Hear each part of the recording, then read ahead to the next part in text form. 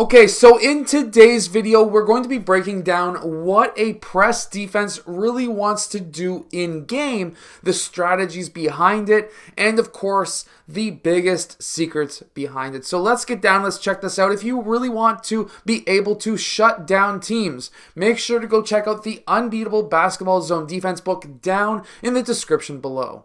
Okay, so before we set up a press defense and, of course, a full court press, the main idea behind a press is, let's say, player or the red team is trying to break a press. Well, let's say they're trying to score down here. The main situation that they're going to find themselves in is the defense wants to be able to trap your offensive players along the sideline. The sideline is where they do not want, or where you do not want to go and where the defense wants you to go. So, for example, if player 2 has the ball, he needs to stay within the volleyball court. That's on most basketball courts. He wants to stay essentially in those lines, in this area right here. Where he does not want to go is along the sidelines. The reason being is, let's say, as an example, the defense is running a diamond press, which is a 1-2-1-1 press. Some of the most weakest spots on this press is right here, that 3-point line, or the half-court line, depending on how they set up their press. If they're running something like a 3-2, there is a massive gap up the middle, and that's where you need to get the ball. Either way, you want to get the ball up the middle, number one, but there's usually a massive weakness up the middle. This is why I sometimes like to run a janky style full court press where these two front players will chase the ball wherever it goes. Player 3 covers the middle, player 4 covers the middle, player 5 covers the middle, because every single team is taught to pass the ball up middle, and usually one of these two players will intercept a pass. It's really janky. Kind of like a box and one that the Raptors were running back against the Warriors where Curry said it was janky. Basically, it's just a garbage defense, but it works. So, how can you beat a press? Well, a very simple play is these two players cross. You can get player 3 the ball. This will then bring the defense around, where then you want to reverse the ball to player 1, and player 4 then cuts middle. Player 5 will then cut down court. And if these players are now trying to scramble, you may be able to get a pass up the middle. Of course, players will not be able to move as fast as I can move them on this clipboard, but we would want, in this case, player 1 to try to attack the gaps to be able to then get the ball up the middle. You do not want to hold the ball for more than 1 or 2 seconds. You want to be able to pass the ball fast. And that is the next point. And that is, if you are the one playing a press defense, you do not want any ball going up the middle of the court, because that is what's going to allow you to lose the ability to press. If the ball goes up the middle, you are no longer in control, and you need to get that ball handler to the sideline. Because again, you want to be able to push or trap this guy towards that corner.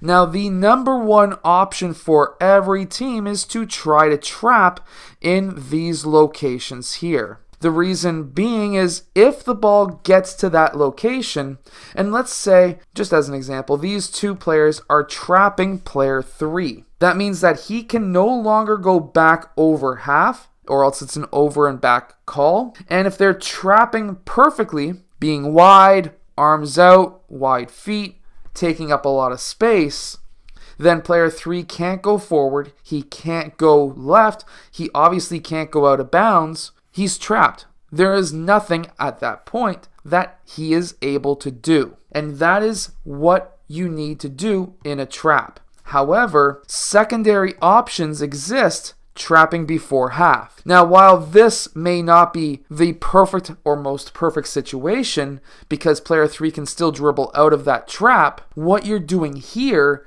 is now basically taking time off the clock. So by trapping earlier than half court, you now don't have to worry about your team scrambling saying, should I go cover my man or go into our half-court zone set? Or basically they've beat the press and now potentially get a pass further down. You can trap them earlier, which will then eat up time, because we have to remember they only have 8 seconds to cross half. So if you can eat up 2 or 3 seconds of them being trapped in that sideline, maybe dribbling back a little bit, maybe passing out of the trap, whatever it may be, and then eating up another 2 seconds to go forward, they've now just eaten up from that one single trap 4 seconds. And if it took them 2 seconds to get there, they're already at 6. And now they have only 2 seconds to pass half.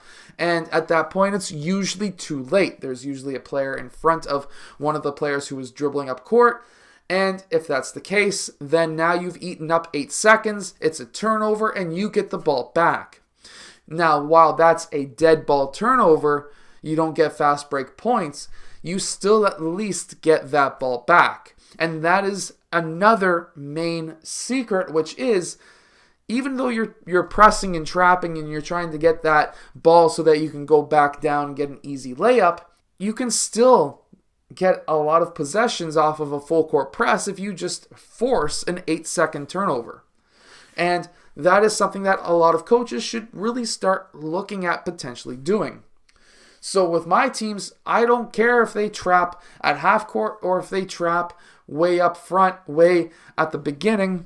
So for example, if player 1 was inbounding and we were, for example, running our janky press that I like to do, I don't care if they trap early and try to force player 2 towards the sidelines. Because now, if these players all moved up a bit, now player 2's only option is to pass to somebody over here. And this is not something that a normal team will teach to do. They are always trying to teach reverse or pass middle. They're never teaching to pass down the sideline. So eventually, they'll start passing to the sideline, in which case you need to have your players understand, hey, now we can start moving over towards this side and make it just ridiculously hard. Now, of course, because this is a janky press, if they just do a long pass and chuck it and hopefully somebody gets it down court, then of course they're going to beat it. But any janky defense or janky full court press is never going to be something that you run all game. It's going to be something, other than one team I coach, but it's something that you generally only run for 30 seconds, and then you have to move out of it because it's easy to beat eventually. Again, other than one team I coach, we run this all game. But it's just so useful to be able to change up different presses, and that is the next secret. And that is, there's full court presses, there's half court presses, and there's 3/4 court. There's all these different types. But if you can change up between them, and there's also a strategy that you can use as well to be able to beat teams. So as an example, you can start a game with a half-court press. If the team doesn't have a chance of being able to beat that half-court press within maybe 2 or 3 possessions, switch to a full-court press. Now, they're not getting ready for it. If you're not pressing right off the bat, then the team's not going to be knowing, oh no, we got to run a press. We got to run a press break. We got to run a press break. And that then they don't call a timeout right away. They don't burn one fast. Whatever it is. And at that point, you can then get them. They've already been stopped a few times in the half-court press. Now you can stop them 3 or 4 more times in the full-court press. And then if they call a timeout to say, hey, timeout, we need to figure out our strategy, then you can say, okay, after timeout, half-court press again. Now they're expecting their full court press. They're running a press break. You can beat them again with your half-court press. Wait a few possessions, go back to full. Now, of course, if there is a mercy rule where if you're up by 15 or 20 points that you have to pull back, so be it. In some leagues, there's no mercy rule that we play in. In other leagues, there is a mercy rule.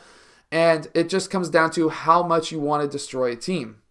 I just recently got over a 104-point win against a team, and we only pressed for the first 1 minute.